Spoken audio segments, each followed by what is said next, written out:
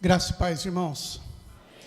A graça e a paz é da parte daquele que era, que é e que há de vir, o nosso Senhor, o Todo-Poderoso. É uma responsabilidade muito grande estar aqui de frente a essa tribuna, sempre, sempre. E a gente entende, como o nosso pastor diz, que a gente toca o tambor, mas não sabe aonde o som ecoa, né? Então, essa responsabilidade de estar aqui é tremenda. Porque tocar o tambor é fácil, mas saber a repercussão que esse tambor faz é que é o problema. Né? Então, temos que ter a responsabilidade. Ontem, como a Ci disse, que ela estava lá nesse evento, e lá ela foi interpelada por algumas pessoas que falando, você é a pastora, você é a Silene, você é a co-pastora. Ela falou, eu nem imaginava, pessoa que eu nunca vi na minha vida, me interpelando ali, me perguntando, conversando comigo. Então, é isso, é a transmissão, é a live, é a internet que leva a gente para caminhos onde a gente nem imagina. E isso traz uma responsabilidade grande. Amém, meus irmãos? Abra sua Bíblia no Evangelho segundo escreveu o apóstolo João, no capítulo 16, e no versículo número 33, versículo número 33 do capítulo 16 do Evangelho de João. Amém?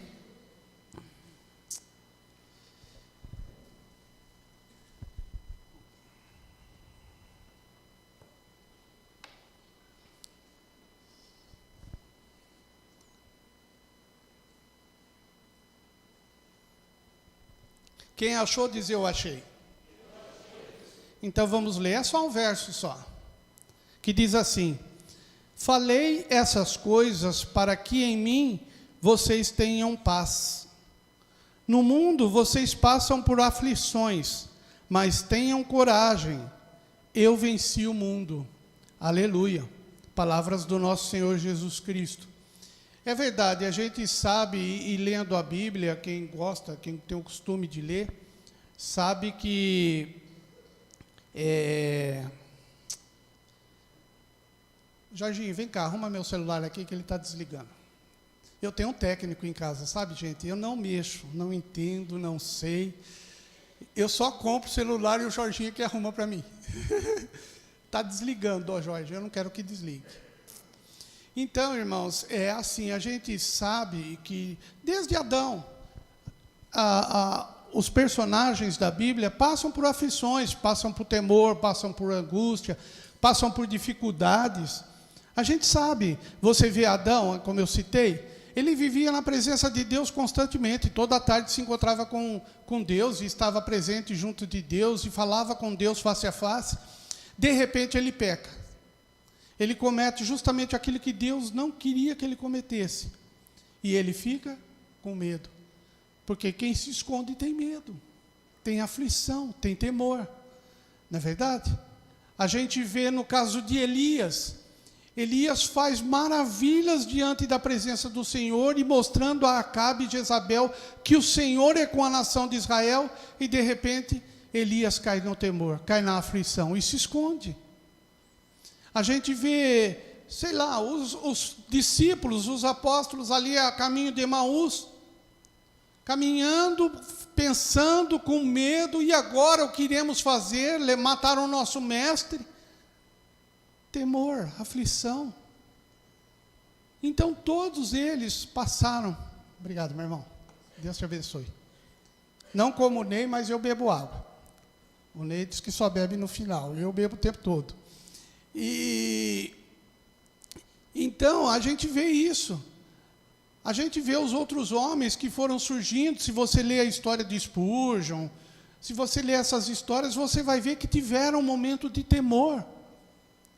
Mas todos, se você analisar, todos eles conseguiram vencer esse temor. Porque confiaram no Senhor, porque tiveram a esperança colocada nas mãos de Jesus Cristo. Então, isso é uma instrução para mim e para você, é uma direção para mim e para você, que a gente vai passar por aflições. A gente vai passar por dificuldades, a gente vai passar por temor, mas se a gente tiver bom ânimo, a gente vai vencer. Se a gente tiver confiança em Jesus Cristo, a gente vai vencer. A gente vai conseguir chegar lá. E através de uma história muito conhecida, eu quero colocar pontos para nós, para que a gente possa entender que tem como vencer. Tem como vencer, como Jesus disse, eu venci. Mas não foi só Jesus. Porque se a gente fala assim, Jesus venceu, ele diz que ele venceu, ele conseguiu passar por aflições, por temores, mas ele venceu. Se você pegar a história de José, que é a história que eu quero trabalhar hoje, você vai ver que José venceu, que José conseguiu chegar lá. Apesar de toda a dificuldade, de toda a necessidade que José passou, de toda a aflição que José viveu, ele conseguiu chegar lá. Primeiro, Moisés casa com Raquel, que era a mulher que ele mais amava, e ela não podia ter filho. E de repente tem José, o filho mais amado de Jacó, o filho que Jacó mais instruiu. Eu acredito assim, como eu sou pai, e a maioria aqui é pai, quando você começa a contar história para os teus filhos, se você tiver 2 ou 3, você vai ver que alguns deles não vai dar nem aí. Vai pensar assim, lá vem o pai de novo com essa conversa. Mas quando tem um que presta mais atenção, que fica mais ligado naquela história, você vê, não é que esse filho se torna o mais amado, é que esse filho se aproxima mais do pai. E eu vejo que é o caso de José. De repente, na roda no final da tarde, sentados todos ao redor de Jacó, está lá Jacó, porque o meu pai, porque o meu avô foi chamado de uma terra que ele vivia, e uma avó chegou para ele e disse, sai da tua terra e da tua parentela, e ele obedeceu, e ele passou por momentos, e eu vejo nessa história de José, que ele ficava ligado, mas pai, como foi isso? Porque meu pai, o Isaac, o seu avô, passou por terras de aflições, passou por dificuldades, e abria um poço aqui, vinha lá e entulhavam. Abria outro poço ali, vinha lá e entulhavam o poço, para que ele não tivesse vida naquela terra. Mas ele teve vida e vida em abundância, porque ele confiou no Deus Todo-Poderoso. E José estava o tempo todo ouvindo essas histórias e prestando atenção nessas histórias. Então já começa uma dica para mim e para você. Nós temos ouvido constantemente histórias, e nós estamos atentos a estas histórias? Nós temos guardado o que é o fundamento dessa história? E Jacó guardou, e José guardou, e esses grandes homens da Bíblia guardaram o que ouviram de uma pessoa, entenderam a situação de uma pessoa que serve e que confia no Deus Todo-Poderoso. E lendo a história de José, a gente vê isso. Como todos sabem, José era o filho que não aceitava a coisa errada. O relato da Bíblia diz que o que seus irmãos faziam às escondidas do pai, ele levava até o pai. Pai, olha, meus irmãos estão fazendo isso, isso, isso. E por isso os irmãos foram odiando José. Venderam ele como escravo para os ismaelitas, e os ismaelitas levou ele para o Egito. Chegou lá no Egito, ele foi vendido como escravo. Quer dizer, um jovem, numa terra longínqua, numa terra de adoração a vários deuses, principalmente ao faraó, que era considerado Deus na terra, o soberano daquele lugar, e de mais algumas províncias. E José é colocado nesse contexto. E qual foi a atitude de José? Penso eu, e a Bíblia nos remete a isso. Eu vou confiar naquele que meu avô pregou. Eu vou confiar naquele que meu bisavô falou. Eu vou confiar naquele que as histórias do meu pai chegou até mim. eu vou confiar nesse Deus. Já que eu estou aqui e estou necessitado da ajuda de alguém, e a única pessoa que pode estar aqui comigo é esse Deus, então eu vou confiar. Eu imagino, pelo contexto da história de José, que o pensamento dele foi esse.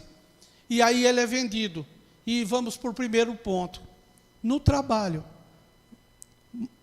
Gênesis 39, eu vou ler do 1 ao 6, que diz assim, ó.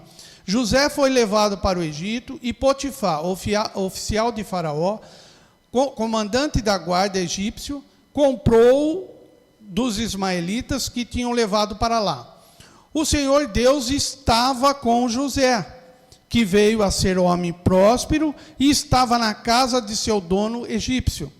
Potifar viu que o Senhor estava com José e que tudo o que ele fazia, o Senhor prosperava em suas mãos. Assim José achou favor diante dos olhos de seu dono e o servia. E ele pôs José por mordomo da sua casa e lhe passou às mãos tudo o que tinha. E desde que Potifar fez mordomo de sua casa e encarregado de tudo o que tinha, o Senhor abençoou a casa do egípcio por causa de José. A bênção do Senhor estava sobre tudo o que tinha, tanto em casa como no campo. Potifar confiou tudo o que tinha às mãos de José, de maneira que se preocupava com nada, a não ser com o pão que comia.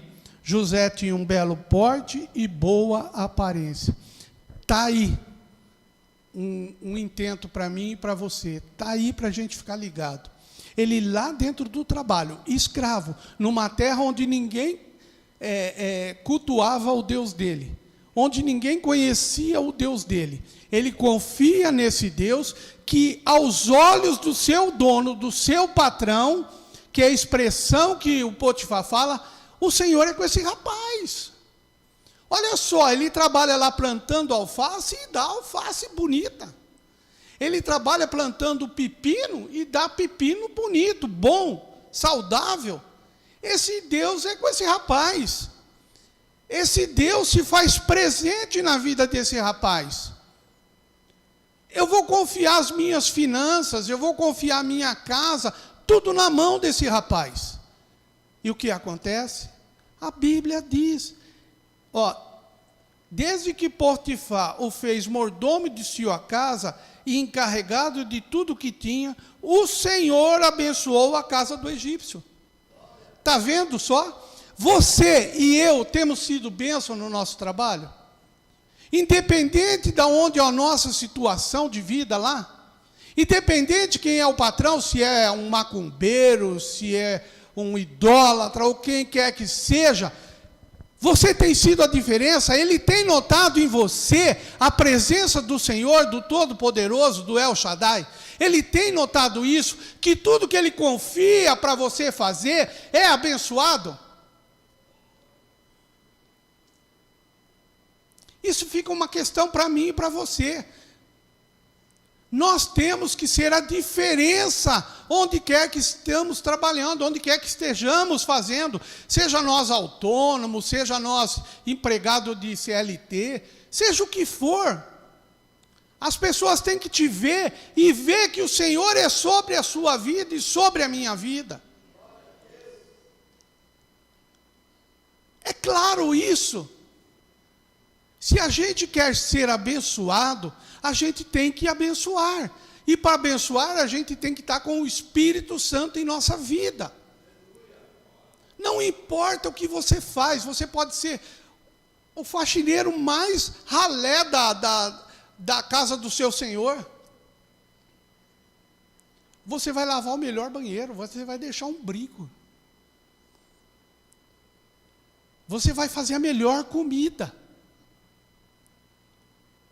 Você vai ser o secretário do seu patrão, o melhor secretário.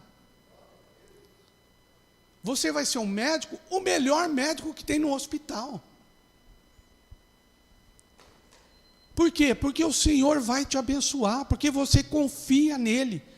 E as pessoas vão notar, as pessoas vão ver Deus na sua vida. Vai falar, como já aconteceu, e a gente já teve pessoas notificando que, poxa, eu estava num lugar e a pessoa falou assim, você é diferente, você tem algo diferente, o que você faz é abençoado, o que você faz prospera, o que você faz é diferente. Isso é Deus se apresentando através da sua vida. E Potifar foi próspero, não porque ele era egípcio, porque ele adorava um panteão de deuses, não, porque ele tinha um servo do Deus vivo ali cuidando das coisas dele. Eu imagino José no alojamento, os outros mordomos, os outros serviçais do Potifar, dizendo, rapaz, o que você tem? Você chegou ontem aqui, hoje você já é o superior aqui dentro? Hoje você já é um encarregado da casa do faraó? O que você tem? Eu acredito que José contava as histórias que Jacó contava para ele. Eu sirvo um Deus que é criador dos céus e da terra, um Deus que tirou o meu bisavô de uma terra de idólatras, um Deus que colocou o meu pai como servo dele, um Deus que faz maravilhas, um Deus que prosperou o meu avô nessa terra, porque Isaac foi próspero no Egito. Eu acho que José fazia isso. E nós, dentro do nosso trabalho, dentro do nosso dia a dia, a gente tem apresentado Jesus? A gente tem apresentado as maravilhas que o nosso Deus faz? Fica a dica. Quer ser próspero? Quer ser abençoado? Independente de onde você estiver, apresente Jesus. Se mostre servo dele. Se mostre verdadeiramente que você serve um Deus vivo e poderoso. Amém? Glória a Deus. Vamos para o segundo ponto. José é traído, José é enganado, José se mantém firme e fiel e vai preso. Assim até pregou aqui quinta-feira a respeito disso. Mas eu não quero entrar nesse mérito não, mas no cárcere José foi próspero. No cárcere José foi abençoado. Olha que diz o Gênesis 39 a partir do 20. E o dono de José tomou e o lançou na prisão, no lugar onde os presos do rei estavam encarcerados. Ali José ficou na prisão. O Senhor, porém, estava com José, foi bondoso com ele e fez com que encontrasse favor aos olhos do carcereiro. Este confiou às mãos de José todos os presos que estavam no cárcere, e José fazia tudo o que se devia fazer ali. O carcereiro não se preocupava com nada que tinha sido entregue às mãos de José, porque o Senhor estava com ele, e tudo o que ele fazia, o Senhor prosperava. Então, independente onde eu e você estamos presos, estamos encarcerados, Deus está conosco. E mais uma vez eu falo, as pessoas que estão ali têm que ver que Deus é contigo. O carcereiro viu, esse moleque tem alguma coisa de diferente, preso, enganado, traído, caluniado, e está jogado aqui nessa prisão, mas ele faz tudo e faz tudo com prosperidade, faz tudo com alegria, faz tudo com boa vontade. Era para ele ficar moado num canto, murmurando e reclamando, porque eu estou preso, porque eu estou encarcerado nesse lugar, e aqui todo mundo é idólatra, e aqui é assim que eu e você agimos. Só reclamamos, não confiamos, não acreditamos. Onde é que você está preso? O que é que te prende? Você já pensou que ali Deus pode te prosperar? Meu irmão, eu estou preso numa depressão profunda. E daí? Deus pode te ajudar. Eu estou preso num trabalho que só me sacaneiam. Deus vai te prosperar nesse trabalho. Mas para isso você tem que apresentar Deus através dos seus atos, através da sua postura. Murmurar para quê? Porque é a mania do ser humano. Ontem eu tive a curiosidade, não sei quem aqui assistiu. Assim não gosta que eu conto historinhas, mas essa foi muito interessante. A pastora Cris, ela está aqui? Não está, né? Mas eu vou usar a pastora Cris. Deus te abençoe, pastora Cris. Ela pegou um busão, um ônibus, e ela gravou um videozinho, quem não assistiu, assista, é interessante. Ela falou assim, eu entrei aqui dentro desse ônibus, esse ônibus começou a saculejar, balançar, e eu logo pensei em reclamar. Mas aí o Espírito Santo me tocou e me mostrou que o motorista passa o dia aqui dentro, nesse saculejo, nesse calor, nesse chacoalha-coalha. E todo mundo que entra, ele dá bom dia. E eu só vou usar por 10 minutos. Então, em vez de reclamar, eu tenho que agradecer. Graças a Deus tem um busão para me levar. Graças a Deus eu vou chegar no meu compromisso no horário. Graças a Deus eu estou aqui sentada no saculejo, no balança-balança, mas eu vou chegar. E foi o que o José fez na prisão. Estou preso, não estou? Não sei quanto tempo vou passar aqui. Mas até que o Senhor queira, eu vou ser bênção aqui dentro. Eu vou trabalhar como que se deve trabalhar. Eu vou mostrar para as pessoas que eu sou diferente, mesmo preso no cárcere. E alguém vai me ver um dia. E Deus vai me apresentar um dia. Lendo a história de José, a gente vê que entrou lá dois que trabalhavam ali constantemente, o copeiro mor e o padeiro mor, quer dizer, os principais que trabalhavam no reino, trabalhavam com o faraó. E o que o carcereiro fez? Colocou os dois na responsabilidade de José. José, esses aqui são principais lá do reino, trabalham, são superiores lá dentro do reino, estão constantemente com o faraó, você vai cuidar deles aqui dentro. E José cuidou do padeiro e do copeiro. E a gente sabe a história. José até pediu, olha, você vai sair, então você me apresenta lá para o faraó, fala de mim, que eu estou preso injustamente. Ele não murmurou, ele contou a história. Em nenhum momento você vê que ele reclama. Olha, eu fui preso injustamente, me sacanearam. A mulher do Potifar, aquela sem vergonha, usou de má fé comigo, porque sou um menino. Coitadinho de mim. Eu sou o único aqui da minha terra. Eu sofro muito aqui. Esse povo aí só me sacaneia. José fez tudo isso, né? Então eu estou preso aqui. Mas é isso que eu e você faz. A gente não confia que estamos num processo. A Bíblia relata muito bem, aqui não é a nossa terra, nós somos peregrinos.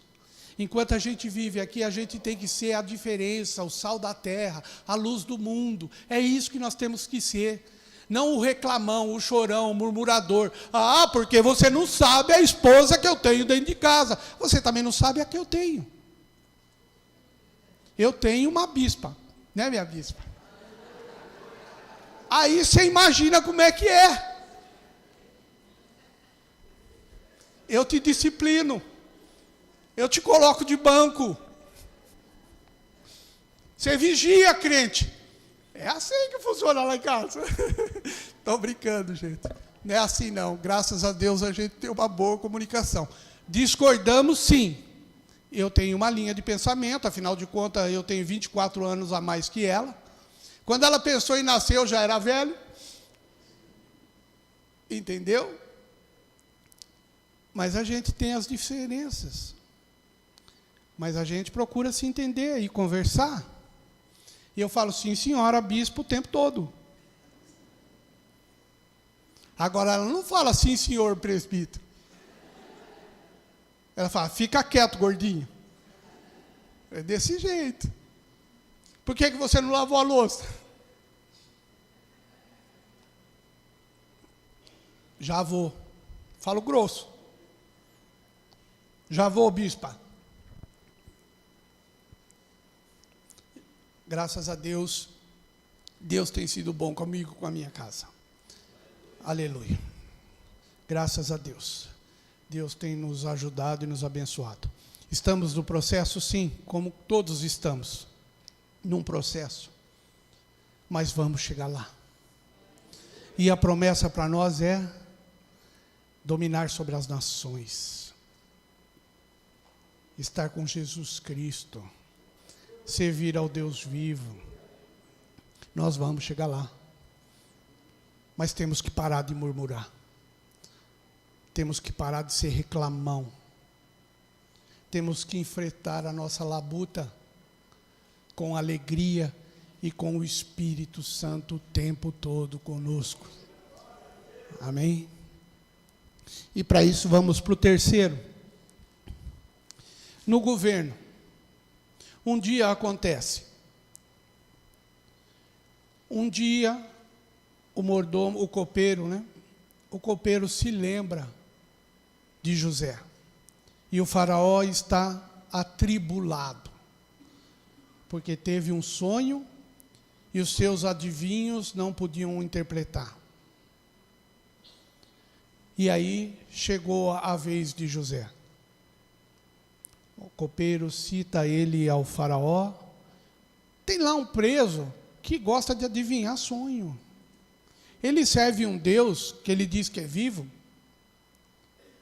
e que revela para ele. E rapidamente o faraó fala, busca ele.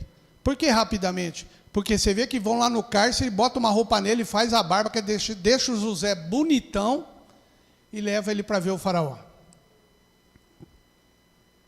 E aí a gente chega em Gênesis 41, a partir do versículo 37, que diz assim.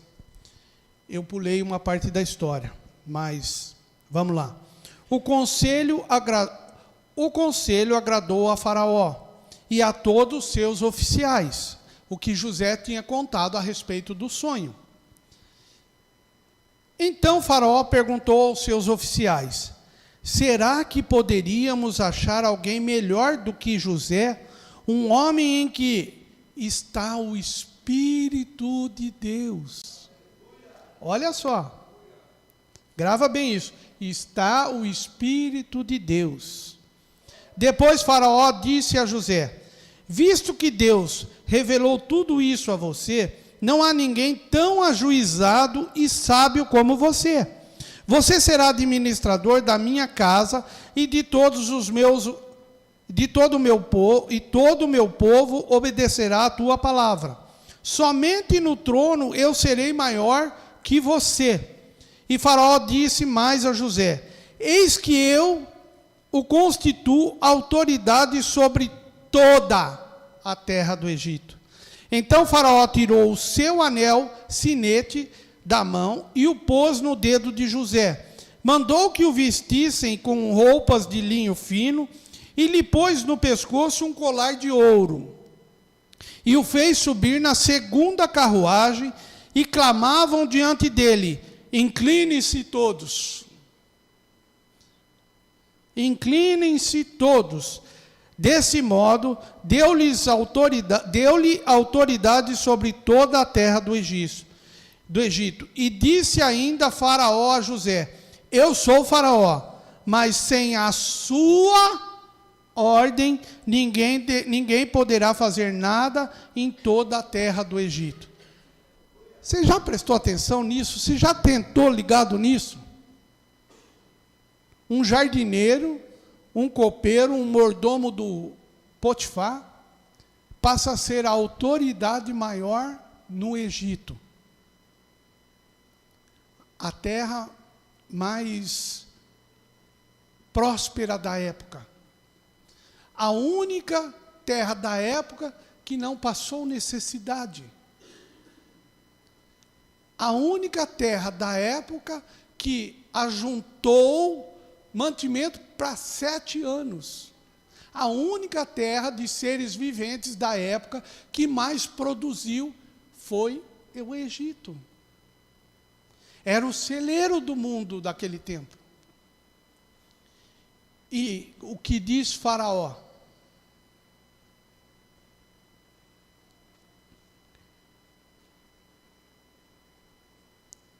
Será que poderíamos achar alguém melhor do que José, um homem em que está o Espírito de Deus? Será que a gente consegue achar alguém melhor que ele? Será que podemos ter alguém melhor que ele? Será que a gente pode ter um empregado melhor que um José dentro da nossa empresa? Será que a gente pode ser falado desta forma pelo nosso superior, pelo nosso encarregado, ou para quem a gente presta serviço? Esse cara tem o Espírito de Deus. Esse cara é abençoador. E Faraó nunca tinha visto José. E Faraó nunca tinha tido contato com José. Só através da interpretação do sonho e através da instrução de José, que foi: Faraó, é o seguinte, vai ter 7 anos de fartura, muita prosperidade, e vai ter 7 anos de desgraça. O mundo vai passar fome. Então, o conselho que eu te dou é o seguinte: cria vários filhos espalhados pela terra do Egito, e a quinta parte do que o produtor fizer, você guarda. Você recolhe como imposto e guarda, para suprir os 7 anos de necessidade. Você já pensou? Se você ganha 5 mil reais, o teu patrão pega de volta a quinta parte, ainda te sobra 4 partes do teu salário. De 1.000 ele tira 200. E ele vai fazendo uma caixinha com esses 200. Ah, pastora Cris, ali, eu não tinha te visto, benção. Deus te abençoe. Gostei da tua historinha, viu? Do busão. É interessante isso. E você vê que a Bíblia relata que nunca houve tanta prosperidade no Egito como aqueles 7 anos que José ficou administrando, pegando a quinta parte.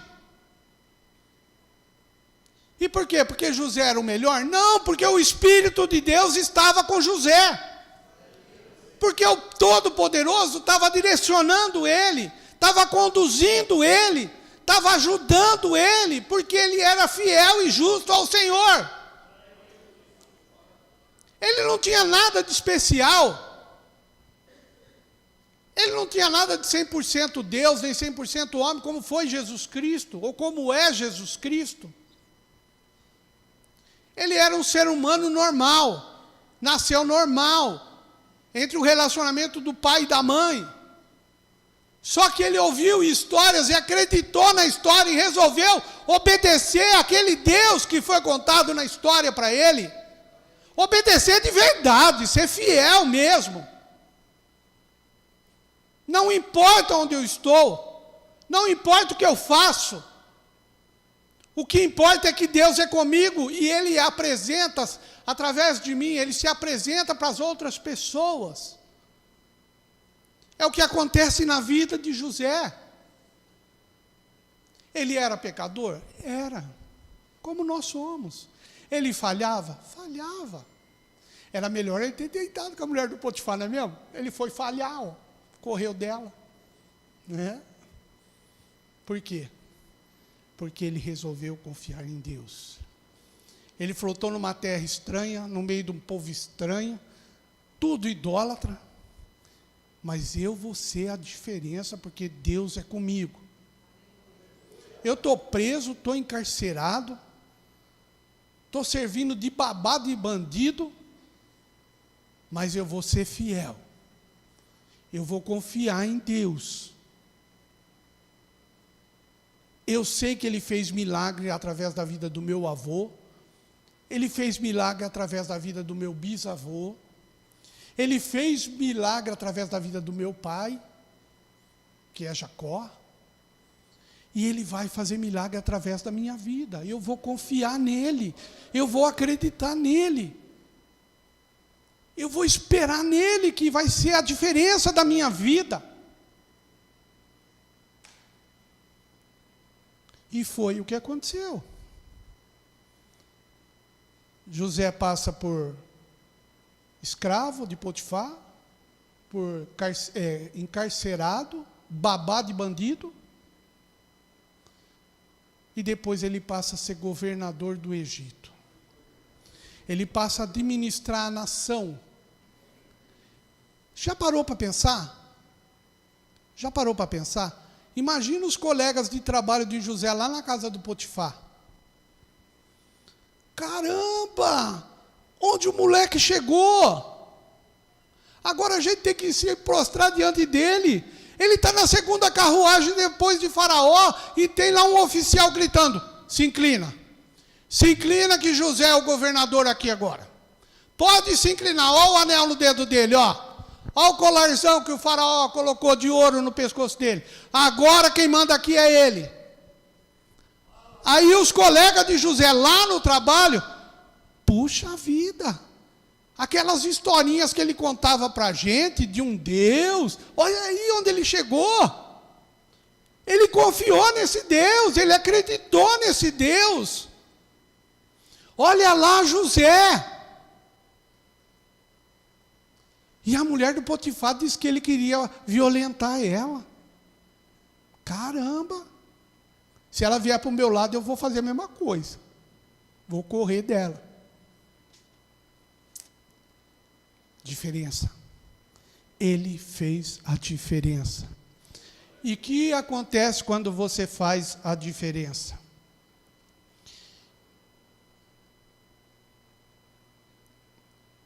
Gênesis 41, 41. E Faraó disse mais a José: eis que eu te constituo autoridade sobre todo o Egito. Então Faraó tirou o anel do dedo e colocou no dedo de José. Mandou vestir de linhos finos e pôs-lhe um colar no pescoço. E o fez subir na segunda carruagem e clamavam diante dele: inclinam-se todos. Desse modo, deu-lhe autoridade sobre toda a terra do Egito. E disse mais Faraó: eu sou Faraó, mas sem a sua ordem, ninguém poderá fazer nada na terra do Egito. Até se eu mandar, o que Faraó está dizendo para José é isso. Se eu mandar fazer isso, se você falar não, não faz, não faz. A autoridade foi colocada na mão de José. Eu só sou rei, eu só estou sentado no trono. Eu sou o soberano aqui, mas quem manda é você, José. É a tua ordem, a tua direção, é o que você quiser que seja feito, é o que vai fazer. Porque o Espírito de Deus está com você, José. E eu vejo isso em você, José. E tem mais.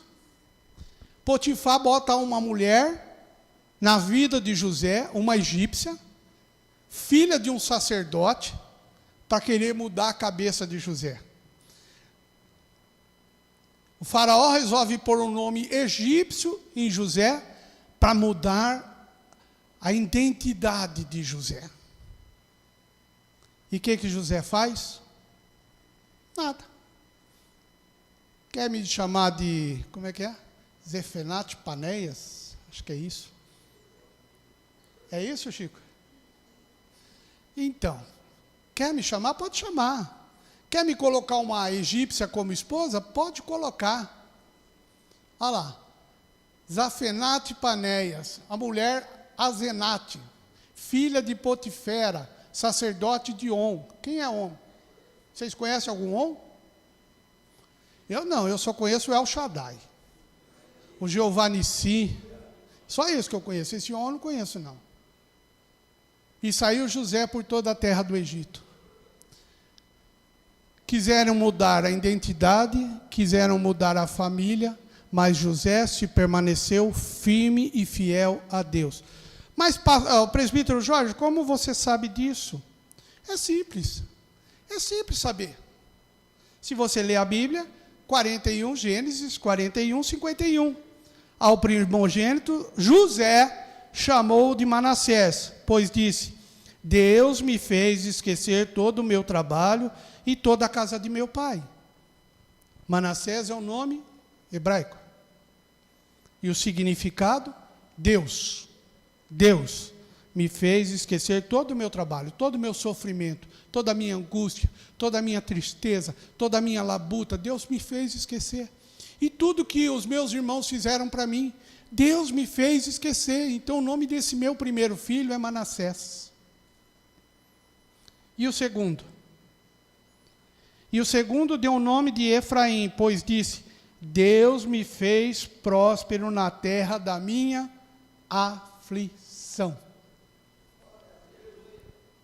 Deus me fez próspero aqui.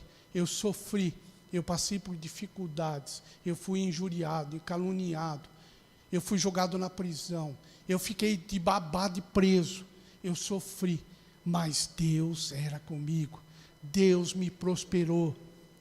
Isso é ser fiel, meu irmão, porque a hora vai chegar, a coisa vai acontecer, e é nessa hora que você vai dizer: Deus me fez próspero na terra da minha aflição.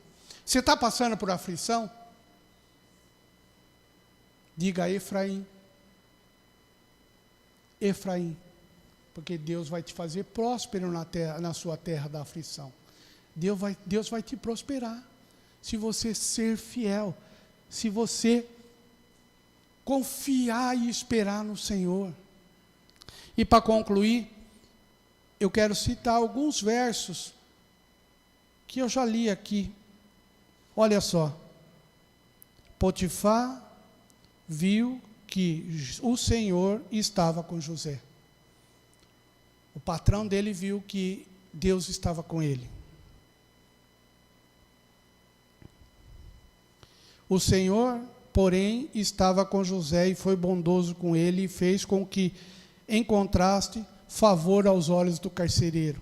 O carcereiro viu, através da direção de Deus, que Deus era com José.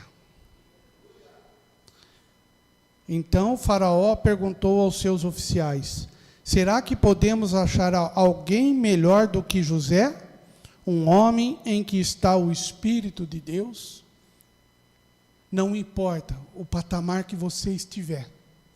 Não importa o lugar onde você estiver.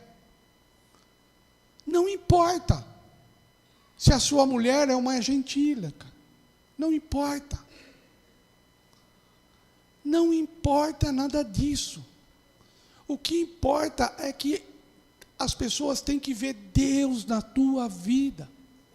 Independente, eu sou o empregadinho mais simples da empresa. Eu sou o gerente, eu sou o supervisor, eu sou o patrão. Não importa. Não importa isso. Porque a minha mulher não quer saber de Deus. Não importa isso. O que importa é que as pessoas vejam Deus na sua vida. Isso é que importa. Sabe por quê? Para encerrar, porque um dia você mesmo vai reconhecer isso. É o que acontece em Gênesis 45, 7. Olha só, José reconhecendo que Deus é com ele de verdade. Ele diz para os irmãos: Deus me enviou adiante de vocês, para que fosse conservado para vocês um remanescente na terra, e para que a vida de vocês fosse salva por meio de um grande livramento. Assim, não foram vocês que me enviaram para cá, e sim Deus, que fez de mim como que um pai de Faraó, e senhor de toda a sua casa, e como governador em toda a terra do Egito. José reconheceu que tudo aquilo que se passou na vida dele, até ser o pai de Faraó, sabe o que é o pai? Aquele que aconselha, aquele que ajuda, aquele que direciona o Faraó, me pôs como um pai de Faraó. Então ele aconselhava, ele era o primeiro a quem Faraó chegava e falava assim: José, é o seguinte, eu estou pensando em matar uns 10 aí decapitados, o que você acha? José falava: vamos orar, vamos ver o que Deus fala. Quem sabe Deus manda dar uma nova chance. Esses eram os conselhos de José. José, eu estou pensando em mandar todos os estrangeiros do Egito embora. Não, espera aí, Faraó, vamos orar. Afinal de contas, a minha família está aí nesse meio. Você tem orado pedindo livramento para algumas pessoas? Você tem orado e pedido para Deus dar uma nova chance? Você tem orado e pedido para Deus, me ajude a tomar essa decisão? Você tem orado para colocar seu nome na lista dos líderes para o ano que vem? Eu tenho orado muito, viu, Valdenis? Você está me deixando mais careca do que eu sou. Esse Valdenis é terrível. Então é isso, gente. A gente não faz nada sem Deus.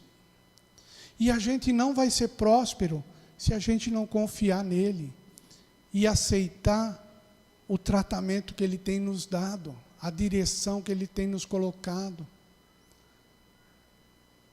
a posição em que estamos.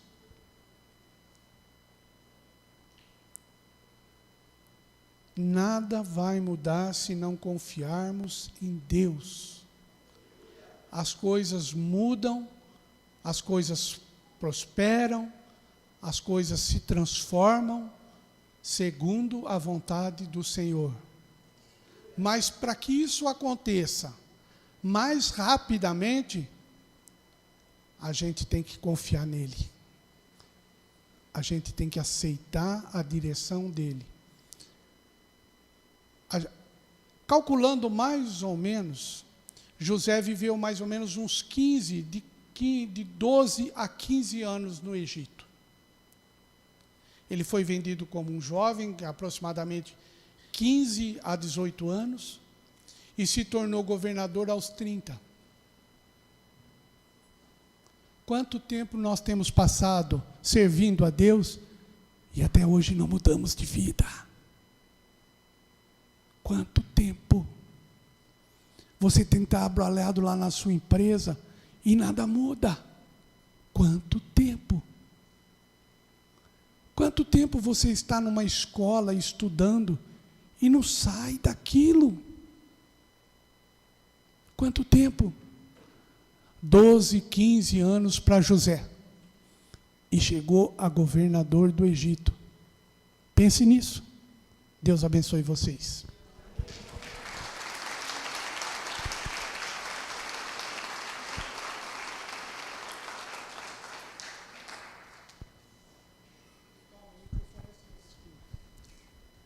Não vou lhe acusar não, amado. Irmãos, se coloque de pé, vamos orar. Se aconselhar com o Senhor a respeito do nosso ofertório. Hoje é dia de orar pelas famílias. Então, vamos falar com o Senhor. Amém? Soberano Deus, Pai Celestial, neste momento nos colocamos diante da Tua presença, Pai.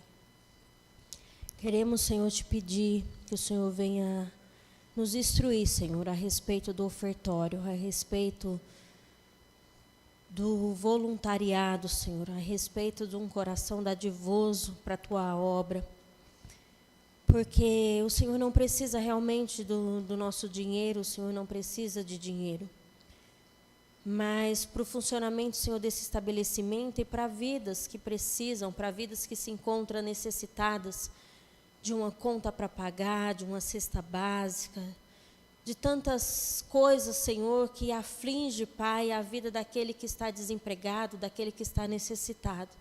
E aquele que tem, aquele que pode, neste momento, Senhor, pode ser tocado por Ti, Senhor, para este momento especial, a qual nós vamos aqui, Senhor, colocar a nossa oferta, o nosso dízimo, o voto, e que, como o Senhor tem feito sobre cada vida, sobre cada lar, sobre cada família, o Senhor tem trabalhado, o Senhor tem cuidado, o Senhor tem protegido, o Senhor tem prosperado. Que o Senhor, através dessa palavra, Senhor, possa nos instruir em obediência, Senhor, no ofertar. Que assim como nós sabemos que o Senhor que direciona, que o Senhor que cuida, que o Senhor que domina todas as coisas, inclusive, Senhor, a nossa vida, inclusive o nosso respirar, que nesta manhã o Senhor possa, Senhor, nos direcionar de forma correta, precisa, ao ofertar, Pai. Abençoa cada vida, cada família aqui, de forma especial, Pai, nesta manhã, em nome de Jesus. Amém.